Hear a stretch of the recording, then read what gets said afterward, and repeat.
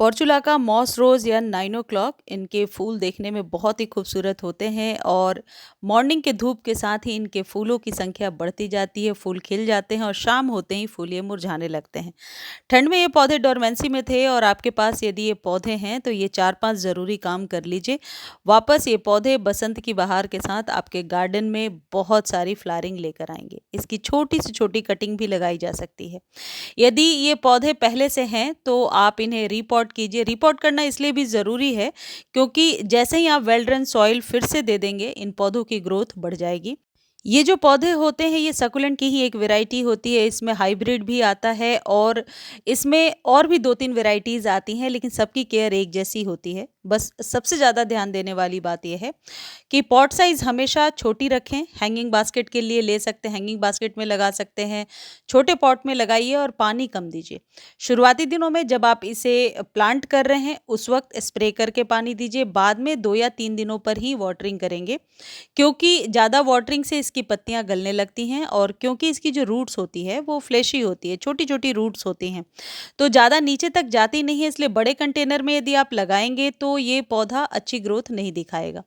देखिए ये इस तरीके से मैंने अपने पुराने पौधे को कट करके सारे स्टिक को लगा दिया है छोटे कंटेनर में। बाद में आप इसे बड़े कंटेनर में यानी कि इससे 2 इंच बड़े कंटेनर में शिफ्ट कर सकते हैं। बहुत छोटे से कंटेनर में ही ये बहुत अच्छी फ्लावरिंग इसलिए करता है क्योंकि रूट बाउंड पसंद है इस पौधे को।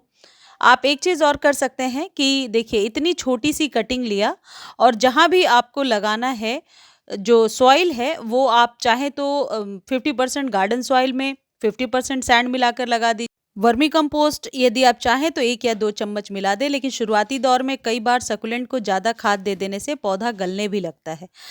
8 से 10 दिन में जब आप देखेंगे कि इसमें न्यू फुटाव होने लगी है यानी कि इनकी जो स्टेम है वो एक्टिवेट हो गई है और कुछ इस तरीके से न्यू फुटाव हो रही है, तो आप 1 चम्मच एप्सम सॉल्ट पानी में डाल करके और स्प्रे कर दीजिए।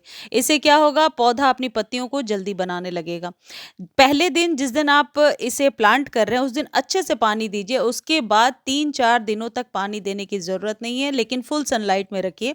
ये ऐसा पौधा है जिसे लगाने के बाद आपको शेडी प्लेस में नहीं रखना है, फुल सनलाइट में रखना है क्योंकि शेडी प्लेस में हो सकता है इसकी स्टेम गलने लगे। जैसा कि मैंने बताया ये जो पौधा है ये सकुलेंट की वैरायटी है। देखिए ये छोटे-छोटे अपने आप ही इसमें स्टेम निकल रही है, छोटी-छोटी पत्तियां निकल रही हैं, यानी कि ये पौधा रेडी हो रहा है अगले प्लांटेशन के लिए, अगली फ्लावरिंग के लिए।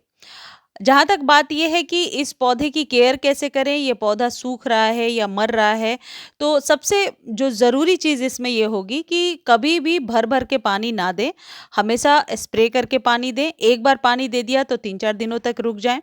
खाद अभी देने की ज़रूरत नहीं है, जैसा मैंने बताया सिर्फ एप्सम सॉल्ट से स्प्रे कीजिए, फिर उसको 15 दिनों के बाद रिपीट कीजिए।